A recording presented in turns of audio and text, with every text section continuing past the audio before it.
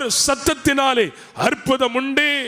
சில சத்தங்களை குறித்து உங்களோடு நான் பேசலாம் என்று விரும்புகிறேன். நீங்களும் சில சத்தத்தை கேட்டிருப்பீர்கள். அல்லேலூயா. 1985 ஆண்டு மே மாதம் 5ஆம் தேதி நான் ஆண்டவரை காண வேண்டும் என்று சொல்லி கண்ணீரோடு கூட இருந்தபோது என் ஆண்டவர் என்னிடத்திலே சத்தத்தை கொடுத்தார், என்னோடு பேசினார். நான் யாரென்று கலங்கிக் கொண்டிருக்கும் போதுதான் என் ஆண்டவர் சொன்னார், நீ தேடுகிறவர் நான் தான், நீ விட்டவர் நான் தான். சொல்லிவிட்டு சொல்லுகின்றார், சங்கீதம் 32:8 அன்றைக்கு எனக்கு தெரியாது, அந்த வார்த்தையை சொல்லுகிறார், நான் உனக்கு போதித்து நீ நடக்க வேண்டிய வழியை உனக்கு காட்டுவேன், உன் மேல் என் கண்ணை வைத்து உனக்கு ஆலோசனை சொல்லுவேன். அதுதான் என் ஆண்டவர் எனக்கு கொடுக்கப்பட்ட சத்தம். அல்லேலூயா, அல்லேலூயா. ஒன்றுமில்லையே, இனி நான் என்ன செய்வேன் என்று சொல்லி ஏங்கிக் கொண்டிருந்த போது, இனி இந்த ஊழியம் எனக்கு தேவையில்லை, நான் வேலைக்கு போகிறேன் என்று சொல்லி வேதத்தை நான் விட்டுவிட்டு ஊழியத்திற்கு விட்டுவிட்டு நான் வேலைக்கு செல்லும்படி என் கால்கள் வைத்த போது என் ஆண்டவர் என்னோடு பேசினார். எப்படி? நான் உனக்கு போதாதா, நான் உனக்கு போதாதா? அந்த வார்த்தையை சொல்லி மறுபடியும் என்னை ஊழியத்தில் நிறுத்தினவர் அவருடைய சத்தம். அல்லேலூயா, அல்லேலூயா. எனக்கு அன்பானவர்களே, அநேகருடைய வாழ்விலே இந்த சத்தம் ஒரு வெளிச்சத்தை கொண்டு வரும். அநேகருடைய வாழ்க்கையிலே இந்த சத்தம் ஒரு இருளை மாற்றிவிடும். அநேகருடைய வாழ்க்கையிலே இந்த சத்தம் ஒரு விடுதலையை கொண்டு வரும். அநேகருடைய வாழ்க்கையிலே எல்லா பிரச்சனையோடு வந்திருந்தாலும் தேவன் அவருடைய சத்தத்தை கொண்டு விடுதலையாக்கிறவர் என்பதை மறந்து போக வேண்டாம். அல்லேலூயா. எப்படிப்பட்ட சத்தங்களை என் ஆண்டவர் வெளிப்படுத்துகிறார்? முதலாவது வாசியுங்கள்.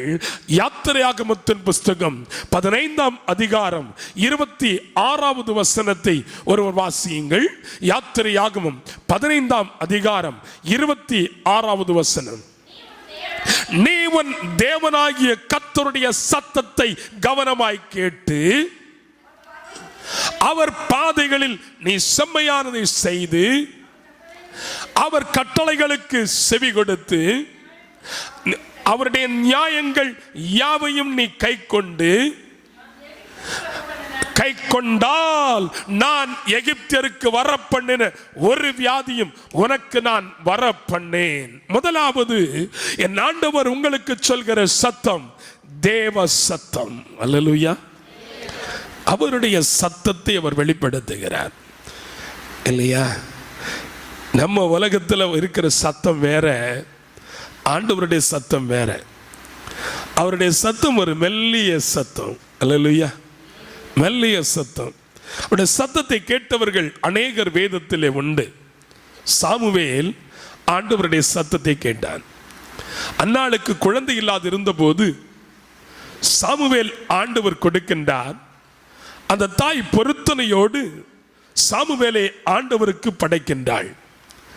பால்குடி மறந்த உடனே சாமுவேலை ஏலி என்கிற தேவம் ஆசாரியனிடத்திலே கொண்டு விடுகின்றாள்.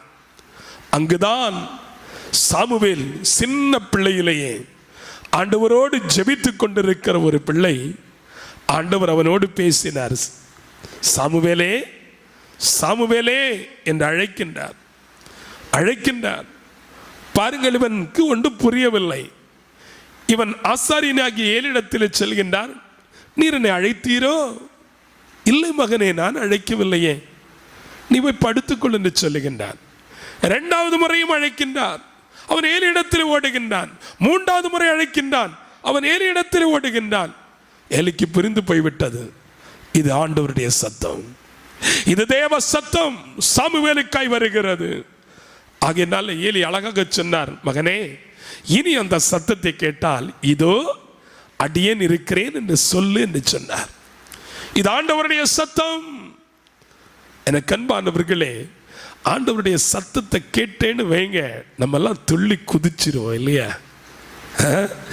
உண்மையா இல்லையா? உண்மையா இல்லையா?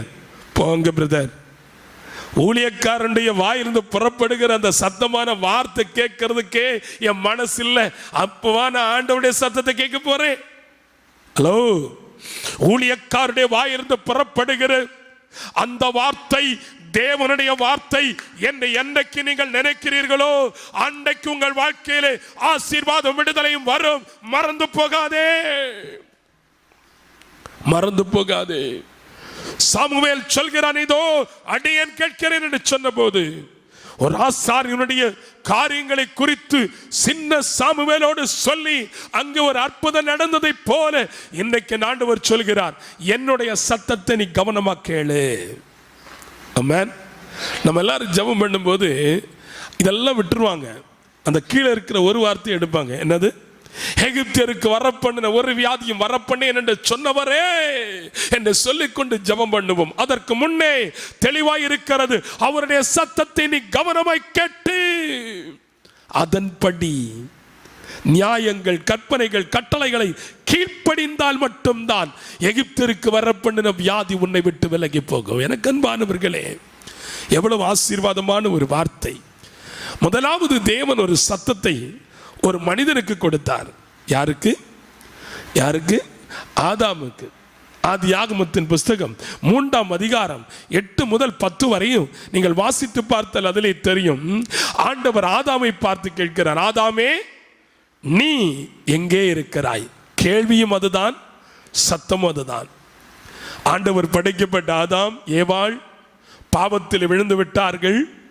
பாவம் கண்டபோது, பயம் கண்டபோது, வேதனை கண்டபோது, நிர்வாணம் கண்டபோது ஒளித்து கொண்டார்கள்.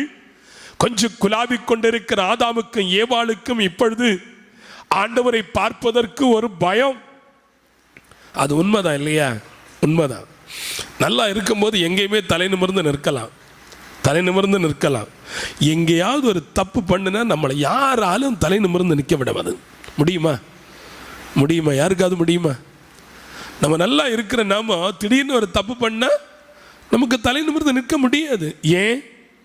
நமக்குள்ள ஒரு பயம், நமக்குள்ள ஒரு உணர்வு, தவறான உணர்வு. ஐயோ நான் தவறு செய்து விட்டேனே. அந்த பயத்திலே இருந்து விடுவார்கள், அந்த பயத்திலே தன் காலத்தை கழித்து விடுவார்கள். வேண்டாம். ஆண்டவர் சொல்கிறார், பயம் உனக்குள்ளே இருந்தது உண்மைதான். என்றைக்கு நீ உணர்கிறாயோ அன்றைக்கு உன் பாவத்தில் இருந்து ஒரு விடுதலை உனக்கு உண்டு. அல்லேலூயா, அல்லேலூயா. நீ செய்கிறதுனாலே விழுந்து போனேன் என்று சொல்லி நீ விடுவதற்காக ஆண்டவர் செய்யவில்லை. ஒருவன் கீழே விழுந்தால் அவனை தூக்கி விடக்கடவன் என்று சொல்லித்தான் வேதம் சொல்லப்பட்டு இருக்கிறது.